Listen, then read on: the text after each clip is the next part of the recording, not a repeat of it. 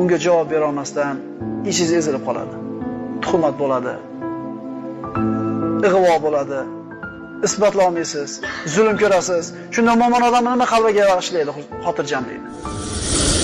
Oxirat bor deysiz. Chunki hech kim yo'q sizga talabingizni oladigan. Kimga bormang siz nohaq bo'lib turaverasiz. Adolat bormi deyoradi odamlar? Bor adolat. Lekin adolatni faqat dunyoda bo'lishini kutayotgan odam adashadi. Alloh taolo aytayapti: "Ey Muhammad, siz hargiz Alloh zolim kimsalarni qilayotgan amalidan g'ofil deb o'ylamang.